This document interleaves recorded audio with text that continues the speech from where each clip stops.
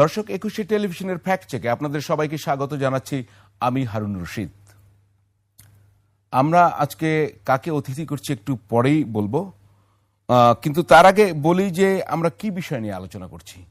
সে বিষয় হচ্ছে আফগানিস্তানের সঙ্গে বাংলাদেশের সম্পর্ক কতদূর যেতে পারে।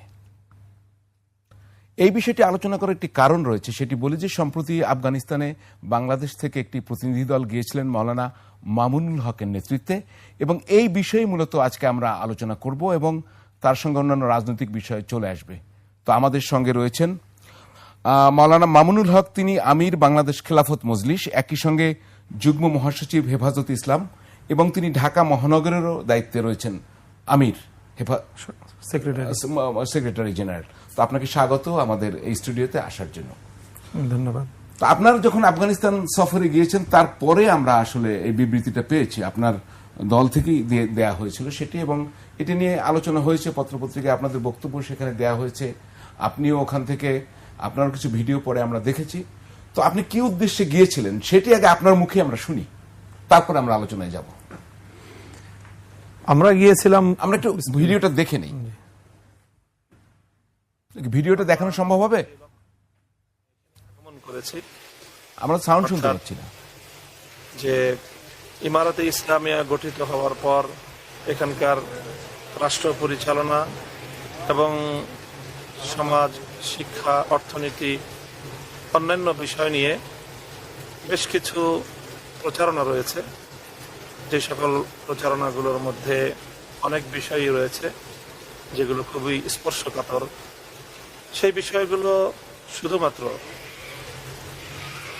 গণমাধ্যমের দৃষ্টিতে নয়, বরং আমরা আমাদের নিজেদের দৃষ্টিতে সরাসরি প্রত্যক্ষ করার লক্ষ্য নিয়েই আমরা আমাদের এই ইমারতে ইসলামিয়া সফর করছি।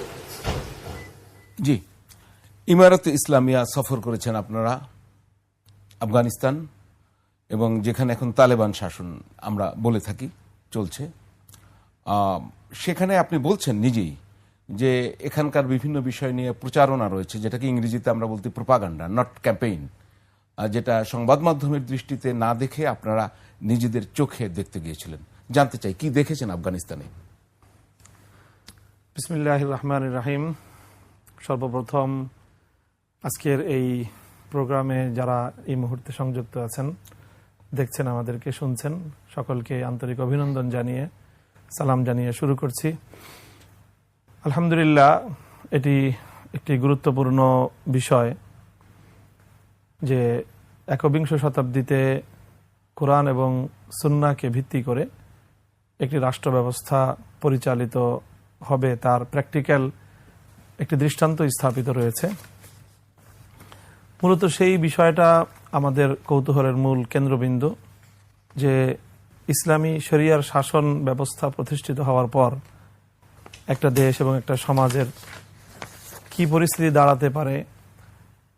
তো মূলত সেই বিষয়টা সচক্ষে আমরা নিজেদের চোখে দেখার জন্য, যতটুকু সম্ভব আমরা নিজেরা সেটাকে অনুভব করার জন্যই মূলত আমাদের আফগানিস্তান সফর হয়েছিল। তো আমরা সেখানে অনেক ভালো কিছু দেখেছি, যেগুলোকে প্রশংসা করার মতো। আবার কিছু বিষয় এমনও আছে যেগুলোকে সংশোধনযোগ্য, এবং সেগুলোকে আমরা সংশোধন করার জন্য পরামর্শ দিয়েছি। এবং সেই সাথে কিছু বিষয় রয়েছে যেগুলো আমাদের এই মুসলিম জাতির, বৃহত্তর মুসলিম জাতির অংশ হিসেবে আমাদের কিছু করণীয় রয়েছে। সেই করণীয় বিষয়গুলিও আমরা কিছুটা ফাইন্ড আউট করেছি। আমরা আশা মনে করি আমরা ভালো বিষয়গুলো আগে শুনি, তারপরে আপনাদের চোখে যেগুলো ভালো মনে হয়নি সেই দুটো জিনিস একটু কম্প্যাক্ট শুনতে চাই, কারণ অনেক আলোচনা করব আপনার সঙ্গে। ভালো যে বিষয়গুলি দেখেছি, মৌলিক একেবারে আমি কয়েকটা পয়েন্ট এখানে আউট করতে পারি। সর্বপ্রথম যে জিনিসটা আমাদের চোখে ভালো পড়েছে সেটা হলো যে দীর্ঘ একটা যুদ্ধ বিধ্বস্ত একটা দেশ, প্রায় 6.5 লক্ষ বর্গ মাইলের, একটি 6.5 লক্ষ বর্গ কিলোমিটারের এই দেশ, প্রায় 50 বছর এখানে যুদ্ধ চলেছে, এবং পৃথিবীর পরপর দুটি পরাশক্তি সেখানে যুদ্ধ করেছে ব্যাপকভাবে। সেই যুদ্ধকে তারা স্থানীয় জনগণ মোকাবেলা করেছে জি এবং সেই মোকাবেলা করার পর এখন যারা যোদ্ধা ছিল তারাই রাষ্ট্র পরিচালনা করছে। এই যোদ্ধা জনগণের হাতে বিপুল পরিমাণ অস্ত্র কিন্তু রয়ে গেছে। জি আমরা এই বিষয়টা তাদের কাছে জিজ্ঞাসা করেছি, দায়িত্বশীলদের কাছে, বিভিন্ন মন্ত্রীদের কাছে, যে এই যে সাধারণ মানুষের হাতে যে অস্ত্র ছিল বিদেশি শক্তির সাথে যুদ্ধ করার জন্য, সেই অস্ত্রগুলো আপনি কি করেছেন? তো তারা বললেন যে প্রথমবার তো আমরা সেই অস্ত্র 1996 সালে যখন প্রথম তাদের শাসন প্রতিষ্ঠিত হয় তখন তারা সাধারণ জনগণের কাছ থেকে অস্ত্র জমা নিয়েছিল। এবার আর তারা জমা নেয়নি। 2021 সালের আগস্ট থেকে এখন 2025 সালের সেপ্টেম্বর চলছে। মোল্লা ওমরের সময়টার কথা বলছেন। ওকে। তো এইবার কিন্তু তারা অস্ত্র জমা নেয় নাই। তার মানে আমি অনুমান করি যে প্রায় কমপক্ষে না হলেও 5 মিলিয়ন মানুষের হাতে ভারী অস্ত্র আছে আফগানিস্তানে। রাশিয়া এবং আমেরিকার অত্যাধুনিক সকল অস্ত্রগুলো তাদের হাতে আছে। কিন্তু আশ্চর্যজনক বিষয় হলো, এই বিপুল পরিমাণ অস্ত্র থাকার যে কোনো মানুষের কাছে যদি থাকে তাহলে সেখানে যে কোনো দ্বন্দ্ব ক্লাসে অনেক রক্তপাত হওয়ার কথা, মারামারি হওয়ার কথা, খুনাখুনি হওয়ার কথা, ডাকাতি হওয়ার কথা, লুটপাট হওয়ার কথা, মানুষের বাড়িতে রাতের অন্ধকারে রেড হওয়ার কথা। কিন্তু তারা বললেন বিগত 4 বছরে এই ধরনের কোনো ঘটনা সেখানে দৃষ্টান্ত নেই। অর্থাৎ তারা এমন কোনো ব্যবস্থা সেখানে প্রতিষ্ঠা করতে সক্ষম হয়েছে যার মাধ্যমে মানুষের হাতে অস্ত্র থাকা সত্ত্বেও সেখানে অস্ত্রের কোনো প্রয়োগ নেই এবং সারা দেশে শান্তি এবং নিরাপত্তা প্রতিষ্ঠিত হয়েছে। শান্তির কথা আমি অনুভব করব বিষয়, কিন্তু নিরাপত্তাটা দেখার বিষয়। যথেষ্ট নিরাপত্তা ব্যবস্থা, হ্যাঁ, যে ক্লিয়ার, যে নিরাপত্তা ব্যাপকভাবে। রাতের অন্ধকারে যেরকম আমরাই মনে করেন এই কাবুল থেকে প্রায় 400-500 কিলোমিটার দূরে একটা প্রদেশ, খোস্ত প্রদেশ, পাকতিয়া প্রদেশ থেকে অতিক্রম করে খোস্ত প্রদেশে যেতে হয়। আমরা জুমার দিন সেখানে গেলাম, দিনের বেলায় গেলাম, আমাদের ফিরতে ফিরতে সেখান থেকে রওনা হতে হতেই বেশ সন্ধ্যা পেরিয়ে রাত শুরু হয়ে গেছে, রাত 7টা-8টা বাজে। সেখান থেকে প্রায় 5 ঘন্টার জার্নি করে আমরা কাবুলে রাজধানীতে ফিরলাম এবং সম্পূর্ণ মানে 80 থেকে 90% পথই হলো পাহাড়ি পথ, দুর্গম পথ, পাহাড়ের ভিতর দিয়ে আঁকা বাঁকা, উঁচু নিচু।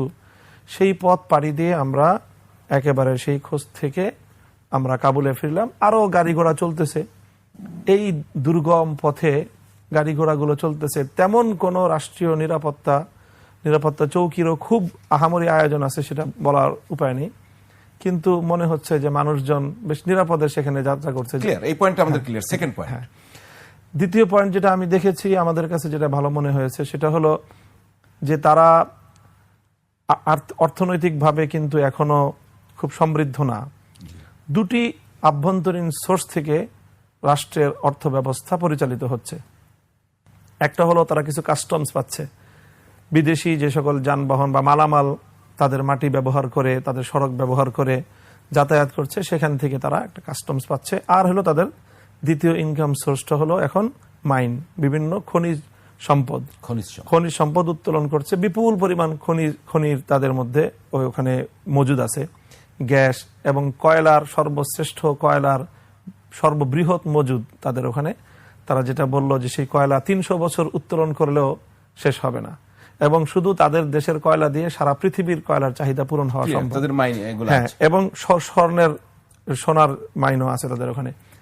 এগুলো তারা উত্তোলন করছে বেসিক্যালি বেশিরভাগই চায়নার সহযোগিতায়। তো এই দুটো সোর্স থেকে তাদের তাদের রাষ্ট্রের যাবতীয় ব্যয় নির্বাহ হচ্ছে। তো রেভিনিউ এই দুটো। নেগেটিভ কি? হ্যাঁ বলছি, দেখেন এত বিপুল পরিমাণ এই দুটো সোর্স থেকে ইনকাম নিয়ে তারা যেটা করছে, সবচেয়ে বড় আশ্চর্যজনক বিষয় হলো 8 লক্ষ পরিবারকে তারা মাসিক ভাতা দিচ্ছে। এই দীর্ঘ সময়ে যুদ্ধে যারা নিহত হয়েছে এবং এই সকল নিহতদের ইয়েতিম সন্তান এবং বিধবাদেরকে তারা প্রতি মাসে ভাতা দিচ্ছে। মিনিমাম আমরা যেটা হিসাব করলাম 5,000 আফগানি তারা বলল, তার মানে মিনিমাম $100 করে তারা দিচ্ছে। ইন্টারেস্টিং তথ্যটা হলো যে তারা শুধুমাত্র নিজেদের পক্ষীয় নিহতদের পরিবারদেরকেই নয়, বরং বিপক্ষীয় যারা ছিল তাদের যারা নিহত হয়েছে তাদের এতিম এবং বিধবাদেরকেও মানে প্রায় নিয়ার 1 মিলিয়ন মানুষকে প্রতি মাসে যদি মিনিমাম $100 করে দেওয়া হয়, তাহলে কি পরিমাণ ভাতা দিতে হয় এই বিশাল 100 মিলিয়ন, তাহলে 1 এই মিলিয়ন বিশাল 100 মিলিয়ন। প্রতি মাসে তারা এটা দিচ্ছে। জি। এই জিনিসটা আরেকটা জিনিস দেখেছি যে বিচার ব্যবস্থারও দ্রুত বিচার সমাধান করার চমৎকার আয়োজন। Speedy trial। বাকি যে জিনিসটা আমাদের চোখেও পড়েছে সেটা হলো নারী শিক্ষার ক্ষেত্রে এখনো পর্যন্ত সুন্দর এবং একেবারে প্রত্যাশিত উন্নতি তারা সাধন করতে পারেনি। এখন মাত্র ক্লাস 6 পর্যন্ত সাধারণ শিক্ষা ব্যবস্থায় স্কুলে মেয়েরা পড়াশোনা করছে, ক্লাস 6 পর্যন্ত। ক্লাস 6 থেকে সেকেন্ডারি এবং হায়ার এডুকেশনের ক্ষেত্রে ইউনিভার্সিটির মেয়েদের জন্য ইসলামী শিক্ষার আয়োজন আছে, মেয়েরা ধর্মীয় শিক্ষা গ্রহণ করছে, কিন্তু জেনারেল শিক্ষাটা এখনো তারা এটাকে চালু করতে পারেনি। যারা পড়তো তাদেরটাও তো বন্ধ। হ্যাঁ, তাদেরটাও বন্ধ আছে, স্থগিত আছে। বন্ধ বলতে তারা বন্ধ বলে না, তারা বলে এটা স্থগিত আছে। এবং তারা বলে যে মূল কারণ হলো যে বিগত সময়ে যেটা আধিপত্যবাদ তাদের ভাষায়, যে বহির্শক্তি এসে তাদের কৃষ্টি কালচারকে ধ্বংস করার জন্য পরিকল্পিতভাবে শিক্ষা ব্যবস্থায় ব্যাপক তারা বিকৃতি সাধন করেছিল, যার কারণে শিক্ষার কাঠামোকে আমূলভাবে ঢেলে সাজানো এবং বিশেষ করে যেহেতু তারা শরিয়া পরিপালনের অঙ্গীকারাবদ্ধ, এই জন্য শরিয়ার দৃষ্টিকোণ থেকেও সহশিক্ষার কোনো সুযোগ নেই। সেই জন্য তারা নারী পুরুষের জন্য সেপারেট শিক্ষাঙ্গন তৈরি করার কাজে এটা নিয়োগ করেছে। এবং তারা কত বছর লাগতে পারে আপনাদের ধারণা বলছে কিছু? তারা আমরা এই বিষয়ে প্রশ্ন করেছিলাম, আমাদের কনসার্নের কথাও বলেছি। তারা আমাদেরকে যেভাবে আশ্বস্ত করলো, তারা কিন্তু এক্সাক্ট কোনো মেয়াদ বলেনি, তবে তারা বলল খুব অল্প সময়ের ব্যবধানেই আপনারা সুসংবাদ পাবেন। তো তাতে মনে হলো আমার যে হয়তো সর্বোচ্চ বছর খানিকের মধ্যে তারা নারী শিক্ষার এই বদ্ধ দুয়ারটা তারা উন্মুক্ত করে দিবে মনে হয়। তো ওখানে যেটা মানে এখন আপনি বলছিলেন যে প্রচলিত গণমাধ্যমে যা আসে তার বাইরে আপনারা নিজেদের চোখে দেখতে চাইছিলেন, কিন্তু ওখানে যে সিস্টেমটা আপনি নিজেই ভালো জানেন যে সেটা তো এখন ওখানকার যিনি রাষ্ট্রপতি তিনি তো আমিরুল মোমিনিন এবং আখুনজাদা, উনি আখুনজাদা। এবং ওখানে তো আর কোনো নির্বাচনের কোনো ব্যবস্থা নাই, ভোট বলতে কিছু নাই, এবং একই সঙ্গে ধরেন আর কোনো রাজনৈতিক দলও নাই। অর্থাৎ এটি হচ্ছে একটি, আমি যদি বলি খেলাফতের মতো, খেলাফত আপনি ভালো বুঝতে পারবেন। এবং আপনি কিন্তু বারবারই এটাকে বলছিলেন যে এটি একটি ইমারত, মানে এটা একটা কাঠামো, এবং এটা দেখতেই গিয়েছিলেন, এবং ইসলামী রাষ্ট্রের একটা ছাঁচ এখানে তৈরি হয়েছে। এখন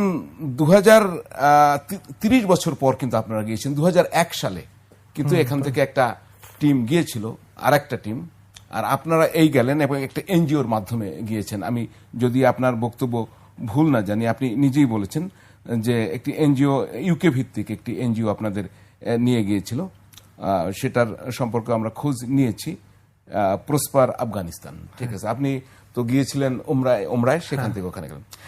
আপনার বাবা আল্লামা শাইখুল হাদিস আল্লামা আজিজুল হক, তিনি মোল্লা ওমরের তালেবান শাসনকেও কিন্তু স্বীকৃতি দেওয়ার দাবি জানিয়েছেন এবং বলেছিলেন যে যোগাযোগ নাই, তবে সেখানে যদি যোদ্ধার প্রয়োজন হয় আমরা যোদ্ধা পাঠাবো। তাহলে কি আফগান মডেলকে আপনারা সাপোর্ট করছেন? এরকম একটা মডেল কি আপনারা বাংলাদেশে চান? আমরা আফগানকে মডেল বলতে চাই না, আমাদের মডেল অন্য কোনো রাষ্ট্রকে বলার প্রয়োজন নেই। আমাদের মডেল পরিষ্কার খেলাফতের রাশেদা মডেল, এর বাইরে অন্য কোনো কিছুকে মডেল বানানোর সুযোগ ইসলামের মধ্যে নেই।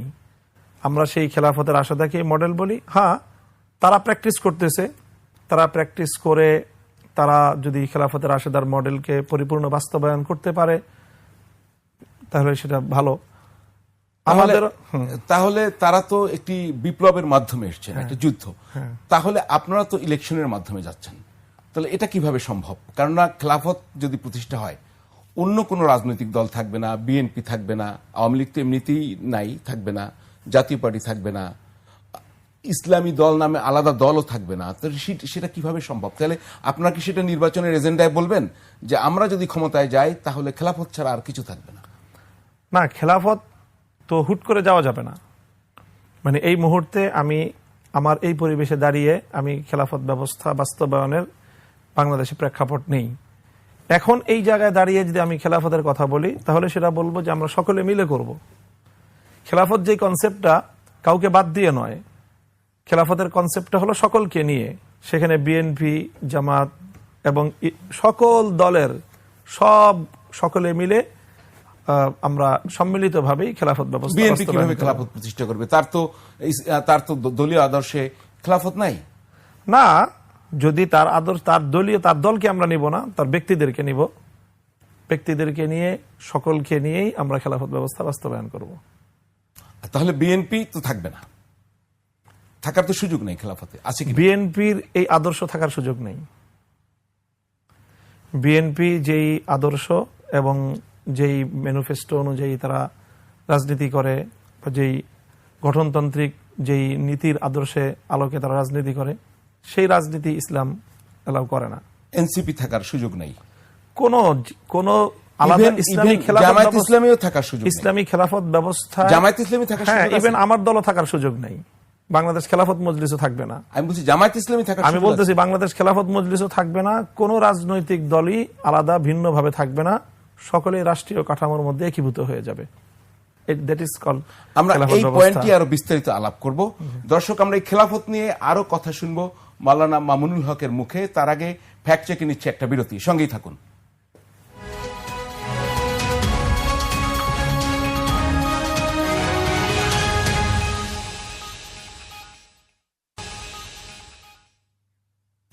দর্শক, বিরতির পর ফ্যাক্ট চেক নিয়ে ফিরে এলাম। আমি হারুন রশিদ, আমাদের সঙ্গে রয়েছেন মাওলানা মামুনুল হক। আমরা কথা বলছিলাম খেলাফত প্রতিষ্ঠা আফগানিস্তানে এবং বাংলাদেশে তার পার্সপেক্টিভ কি হবে, এবং এও জানিয়েছি যে তার বাবা আল্লামা শাইখুল হাদিস যিনি আজিজুল হক, তিনি মোল্লা ওমরের সেই যে তালেবান ব্যবস্থা তাকে স্বীকৃতি দেওয়ার জন্য বাংলাদেশের কাছে উনি অনুরোধ করেছিলেন। তিনি তো ঢাকায় অনুরোধ করেছেন। বিচিত্রের সঙ্গে দীর্ঘ এক সাক্ষাৎকারে তিনি এই কথা বলেছিলেন। আমাদের সঙ্গে সেটা রয়েছে।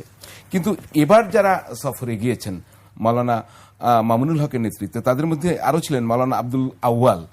তিনিও কিন্তু বাংলাদেশ সরকারের কাছে এই তালেবান সরকারকে স্বীকৃতি দেওয়ার আহ্বান জানিয়েছেন। আমি একটু দেখি সেটা।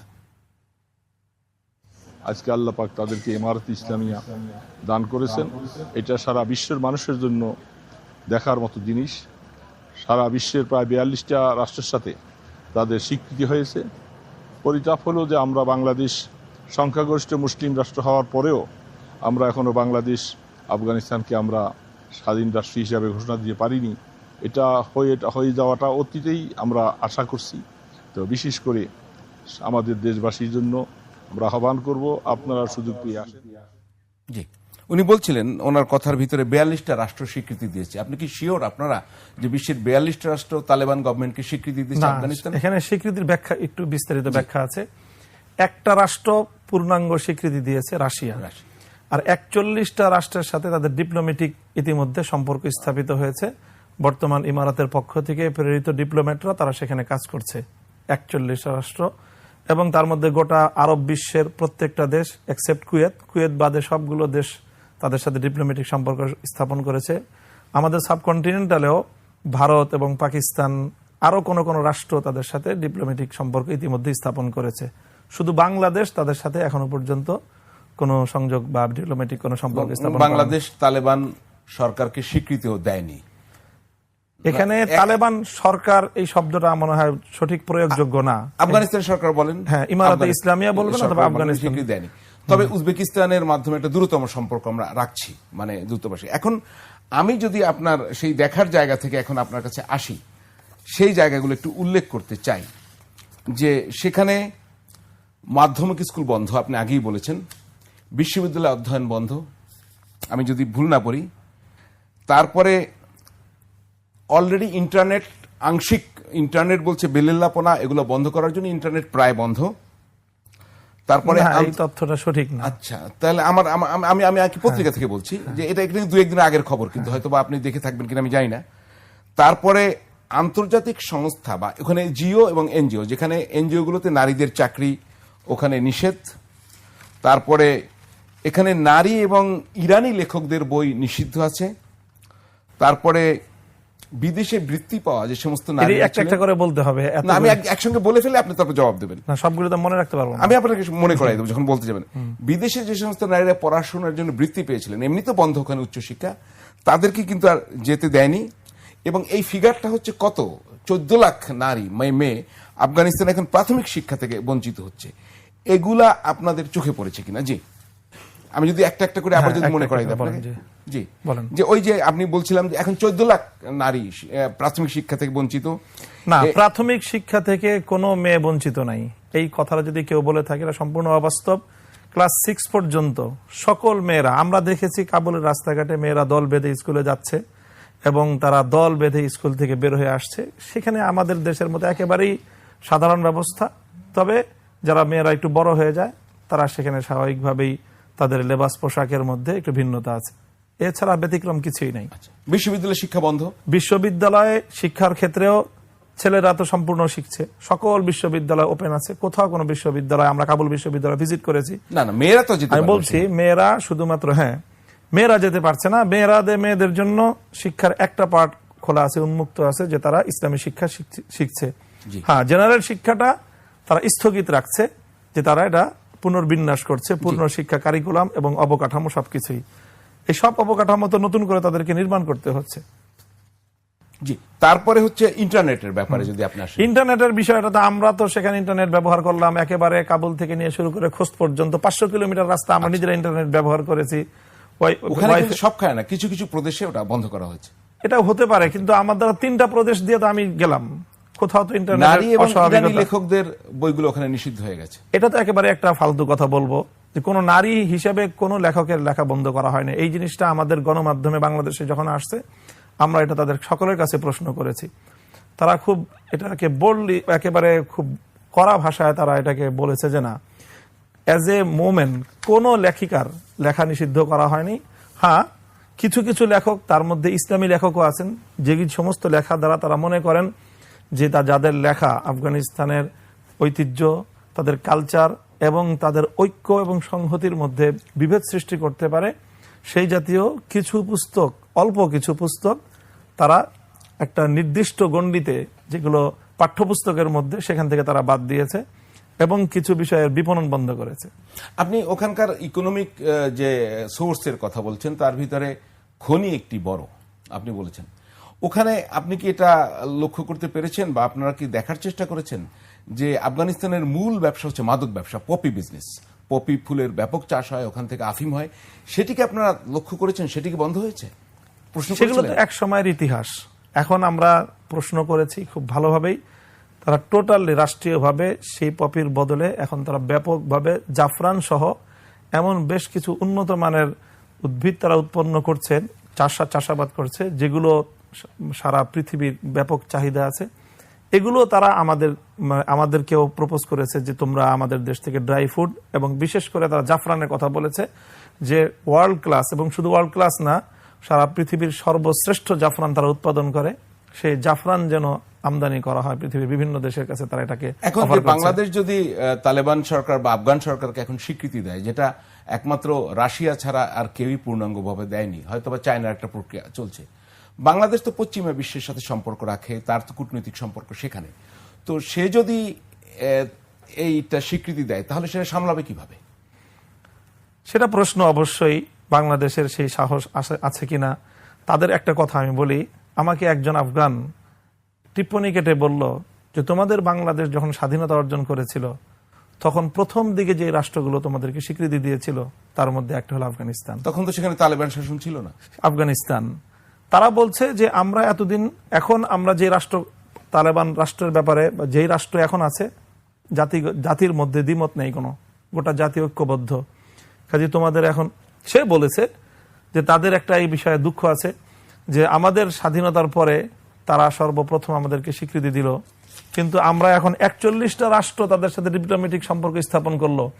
ভারত তাদের সঙ্গে ডিপ্লোম্যাটিক সম্পর্ক স্থাপন করে সেখানকার মাখনগুলো সব খাচ্ছে, বিপুল পরিমাণ সেখানে ভারত সেখান থেকে অর্থ উপার্জন করছে এবং সেখানে বিনিয়োগ করছে। আর আমাদের বাংলাদেশকে তারাই, আমরা যেন সেখানে তাদের সাথে ইনভলভ হয়ে, আমরা যেন আমাদের দেশীয় কোনো সেখান থেকে কোনো আর্থিকভাবে আমরা লাভবান হতে না পারি, সেই জন্য আমাদেরকে চোখ রাঙায়। এটা আমরা বাংলাদেশের তো সেটা কি দুর্বল পররাষ্ট্রনীতির আপনারা তো ব্যবস্থা। এখন তো অন্তর্বর্তী সরকার, আপনারা কি তাদের কাছে দাবিটা কখনো তুলেছেন বা তুলবেন কিনা? আমরা বলবো, অবশ্যই বলবো যে বাংলাদেশের এখানে নিজস্ব স্বার্থ দেখা উচিত। অন্য কারো কথায় বাংলাদেশ তার পররাষ্ট্রনীতি নির্ধারণ করতে পারে না। বাংলাদেশ, চায়না যদি পারে, বাংলাদেশ কেন পারবে না? চায়না যদি পশ্চিমা বিশ্বকে উপেক্ষা করতে পারে, বাংলাদেশ চায়নার সাথে তার ডিপ্লোম্যাটিক সম্পর্ক উন্নত করুক, এবং সেটা আছে। এবং চায়না সেখানকার আফগানিস্তানে চায়না বিনিয়োগ করে এবং আফগানিস্তানে বিভিন্ন ধরনের সাপোর্ট দিয়ে বিপুল পরিমাণ অর্থ এবং তারা বৈদেশিক মুদ্রা অর্জন করছে চায়না। বাংলাদেশ কেন করতে পারবে না? এবং যেখানে গোটা আরব বিশ্ব তাদের সাথে ডিপ্লোম্যাটিক সম্পর্ক স্থাপন করেছে, তো বাংলাদেশ কেন পারবে না? বাংলাদেশ কি 41টা দেশের মধ্যে আসার মতো পররাষ্ট্র সেই শক্তিমত্তা বাংলাদেশ রাখে না? আপনাদের আফগানিস্তানে যাওয়ার অ্যারেঞ্জমেন্টটা কি হয়েছে? আপনাদের ভিসাটা কিভাবে হয়েছে?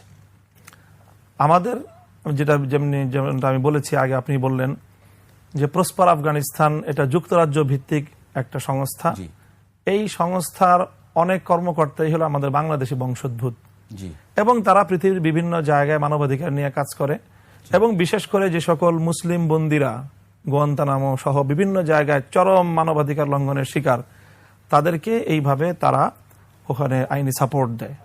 তো তাদের মনে হয়েছে যে এখানে যে রাষ্ট্র, এখানে জনগণের, আফগান মানুষের তাদের উন্নয়নের পিছনে কাজ করা দরকার।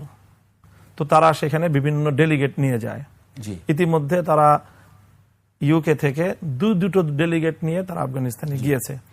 তো তাদের অনুভূতি হয়েছে যে আমরা অন্য দেশের ডেলিগেটদেরকে নিয়ে যাচ্ছি, আমাদের স্বদেশী কিছু মানুষকে নিয়ে যাওয়া উচিত। তখন তারা আমাদের সাথে যোগাযোগ করে, প্রসপার আফগানিস্তানের দায়িত্বশীলরা।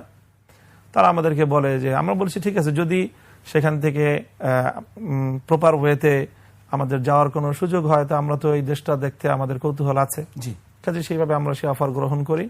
তারা সেখানকার হোম মিনিস্ট্রির সাথে যোগাযোগ করে, এবং হোম মিনিস্ট্রি তাদের সাথে যোগাযোগের মাধ্যমে আমাদের সকল ব্যবস্থাপনা সম্পন্ন করে।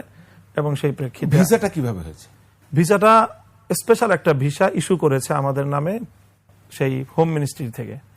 সেই ভিসা মাধ্যমে আমাদেরকে সেখানে, আপনারা তো গেলেন উমরা করে, সৌদি আরব থেকে গেলেন, হ্যাঁ। মানে সেই ভিসাটা কি বাংলাদেশি পাসপোর্টের উপরে দিয়েছেন? কিভাবে দিয়েছে? এখন তো ভিসা কেউই পাসপোর্টের উপর দেয় না। না, আমি যেটাই বলছি, হ্যাঁ, এখন আর কোনো কেউই পাসপোর্টের উপর ভিসা দেয় না। উমরার ভিসা এখন পাসপোর্টে দেয় না। ই ভিসা, সৌদি আরবের ভিসা, হ্যাঁ, ই ভিসা তারা ইস্যু করেছে। সেই ই ভিসার মাধ্যমে আমরা সেখানে চলে গেছি। আর আফগানিস্তান থেকে সরাসরি তো বাংলাদেশে আসলেন না, আফগানিস্তান থেকে আমরা দুবাই গিয়েছি। তারপর আফগানিস্তান থেকে তো বাংলাদেশের ডিরেক্ট কোনো কানেকশন নেই। সে দুবাই কিন্তু সেখানেও ব্যবসা করতেছে। দুবাই, এবার এমিরাটস, তারা ব্যবসা করছে। তো আফগানিস্তান থেকে দুবাই গেলেন, দুবাই থেকে বাংলাদেশে আসলাম। শুধুমাত্র আপনাদেরই পছন্দ করলো কেন? আর তো এখানে আরো ইসলামী দল আছে, যে জামায়াত না, ইসলামী। কোন দলকে তো তারা করে নাই। আমার দল থেকে আমি একজন, আরেক দল থেকে আরেকজন, এরকম বিভিন্ন রকম বাংলাদেশের তারা আলেম সমাজকে তারা নিয়েছে। কারণ ওখানে আফগানিস্তানে এখন যারা রাষ্ট্র পরিচালনা করছে তারা সবাই আলেম, 99% আলেম।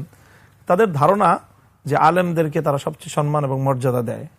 এই টিমে কি জামায়াত ইসলামের কেউ ছিল? না, জামাতে ইসলামের দলীয় কোনো ব্যক্তি ছিলেন না। আপনার দলের ছিলেন আপনি? হ্যাঁ। হেফাজত ইসলামের কেউ ছিলেন? হেফাজত ইসলাম আমরা সারা বাংলাদেশ সব আলেমরাই হেফাজত ইসলাম, মানে জামায়াত ইসলাম অথবা নিজাম ইসলাম পার্টি, এদের কেউ ছিল কিনা? মানে এখানে বেশিরভাগই নন পলিটিক্যাল ফিগার ছিলেন যারা। আচ্ছা, তো আমরা এই বিষয়ে আরো শুনবো। দর্শক, আমরা আরো শুনবো, তার আগে ফ্যাক্ট চেকে আরো একটা বিরতি নিচ্ছি, সঙ্গেই থাকুন।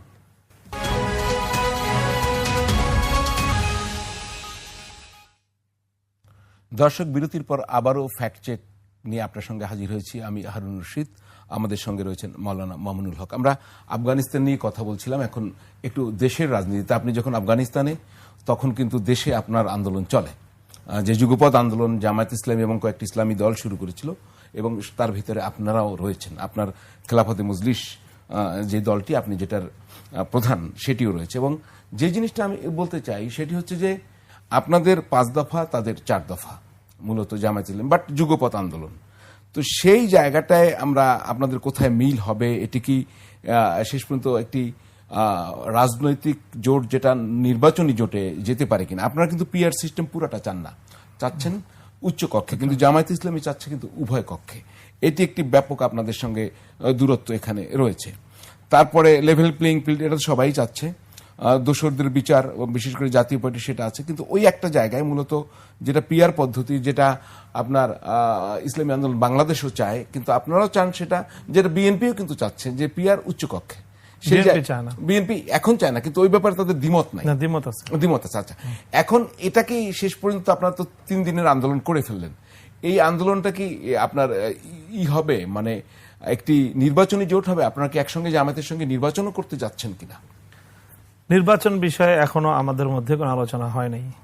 আমরা এই মুহূর্তে মনে করি যে জুলাই বিপ্লব, এত মানুষের রক্তদান, এত জীবন, এত ত্যাগ কোরবানি, এর একটা মিনিমাম অর্জন হওয়া দরকার। রাজনৈতিক বন্দোবস্তে কিছু চেঞ্জিং অবশ্যই আসা প্রয়োজন। আর না হয় জুলাই বিপ্লবের কোনো অর্জন এদেশের মানুষের হাতে থাকে না।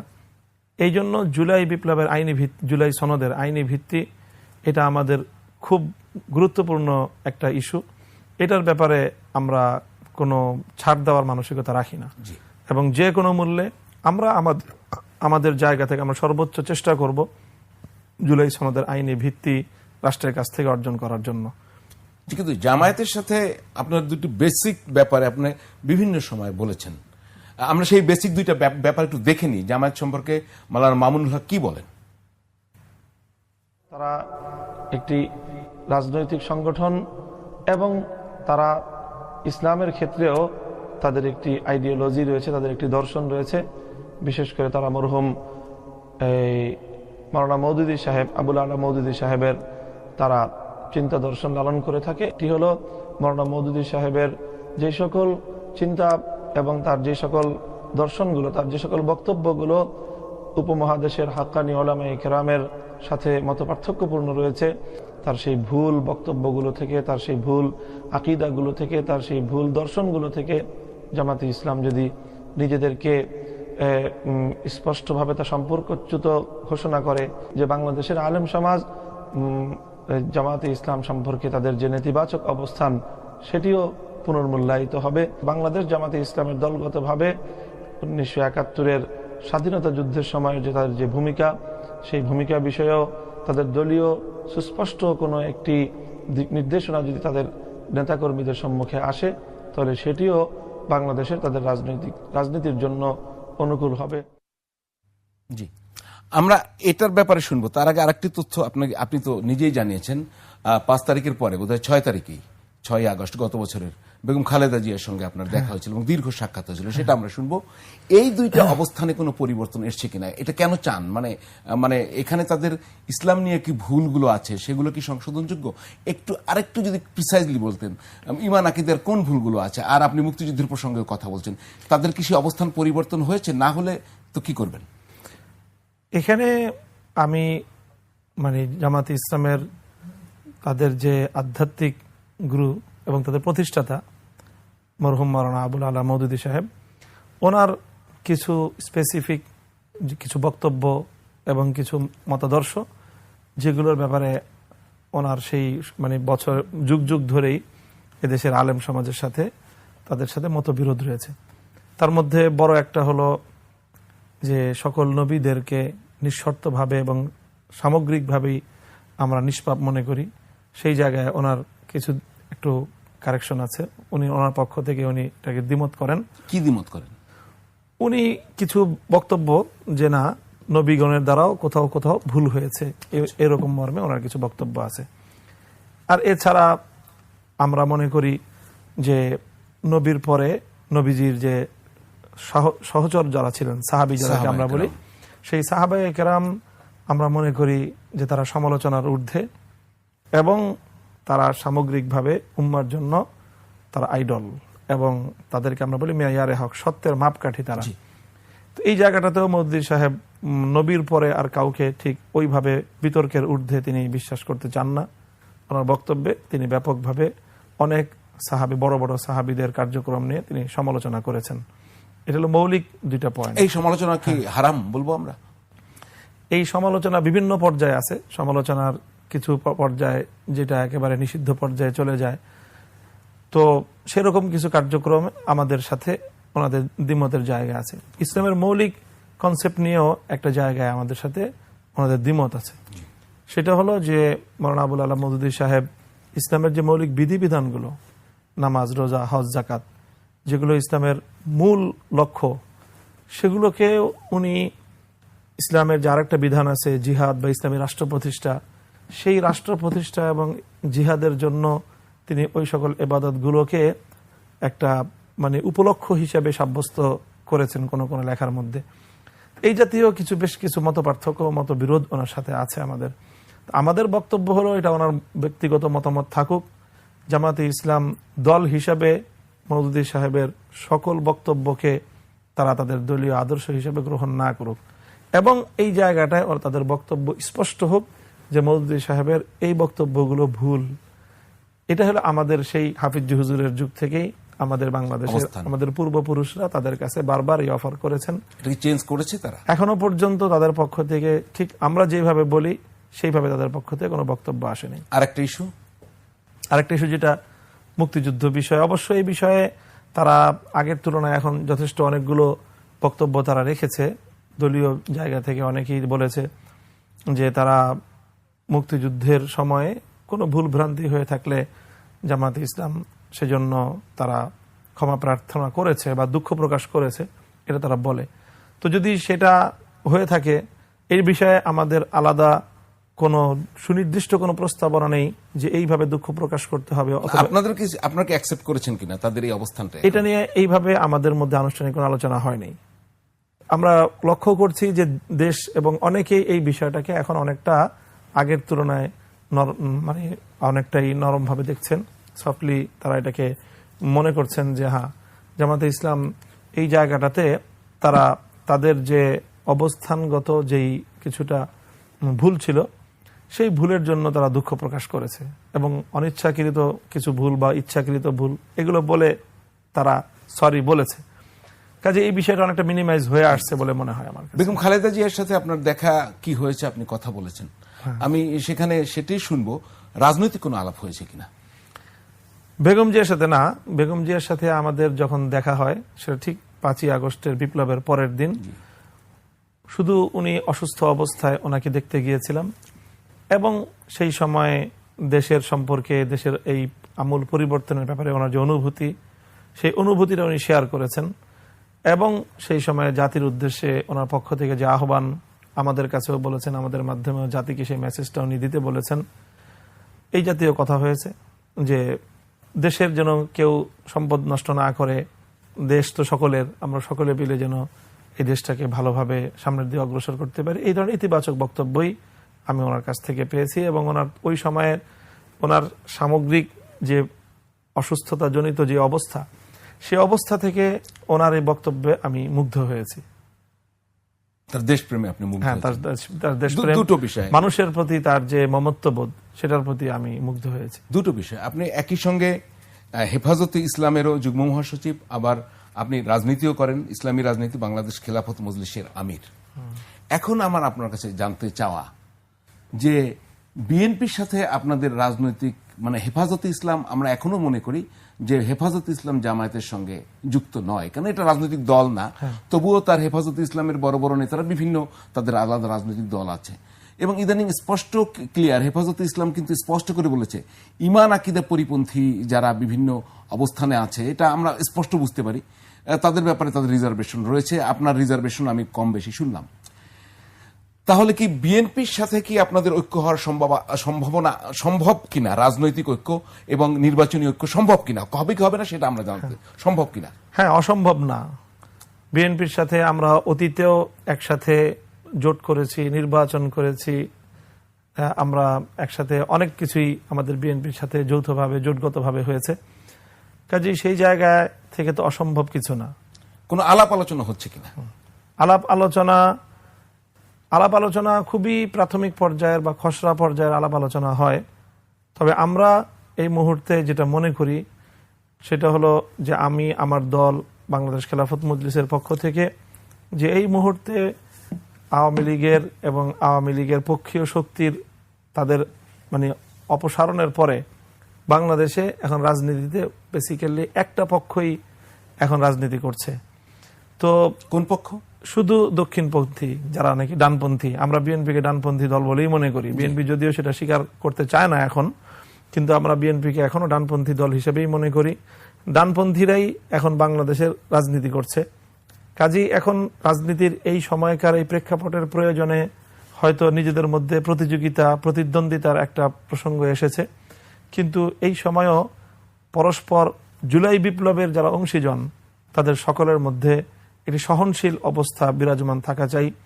বিএনপি ভার্সাস জামাতে ইসলাম, তাদের উভয় দলকেও আমি বলবো, এবং বিএনপি এবং জামাতের পাশাপাশি ইসলামী সংগঠনগুলোর মধ্যে ইসলামী আন্দোলন, চরমনাই পীর সাহেবের দল এবং জমিয়ত উলামা ইসলাম, এই দলগুলো ব্যাপকভাবে পারস্পরিক যে বিরোধে লিপ্ত হচ্ছে এবং আক্রমণাত্মক বক্তব্যের মাধ্যমে মাঠকে উত্তেজিত করছে, আমি এটাকে সাপোর্ট করি না।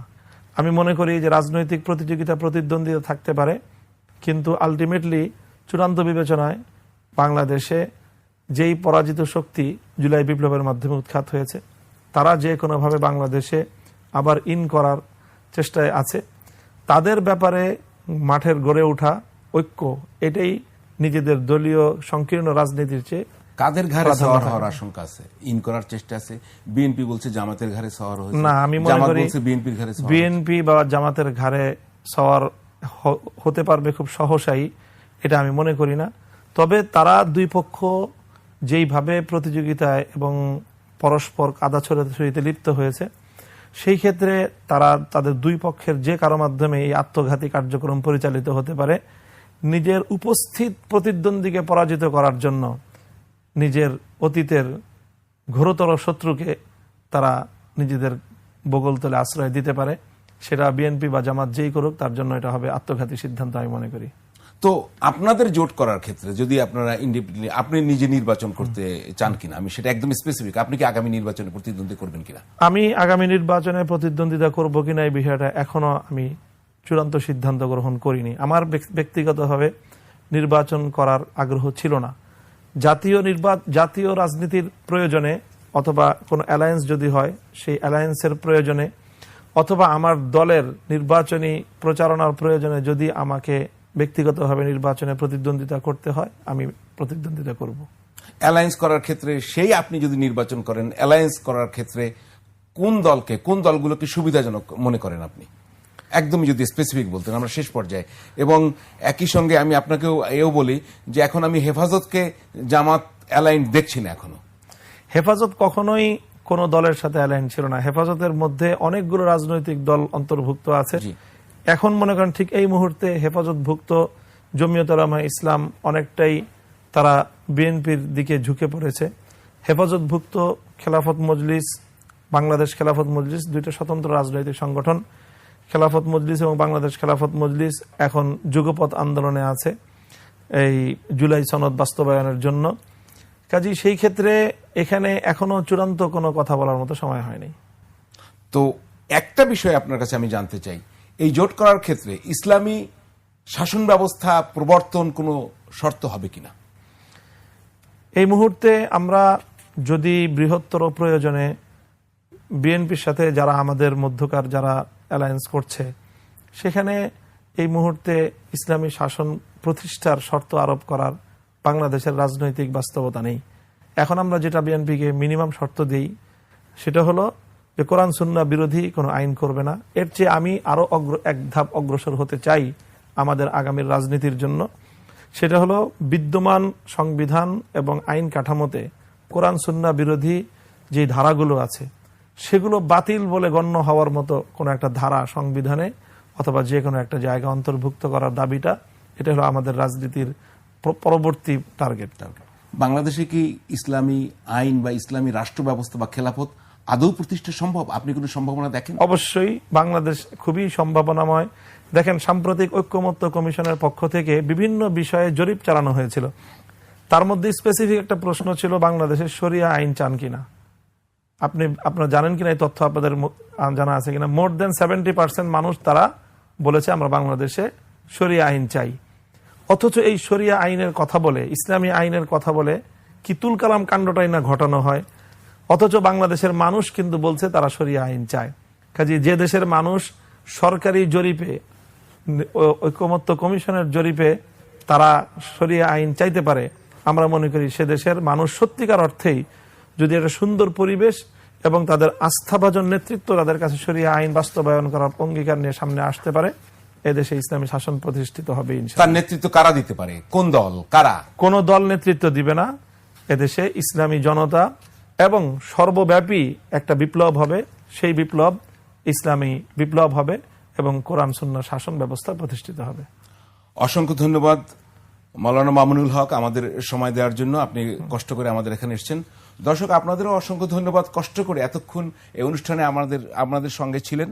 প্রতি রোববার ফ্যাক্ট চেক প্রচারিত হয় রাত 10টায়, আপনারা জানেন, এবং সামনের রোববার আবারও আমি হাজির হব আপনাদের সঙ্গে। সে পর্যন্ত বিদায় নিচ্ছি। খোদা হাফেজ।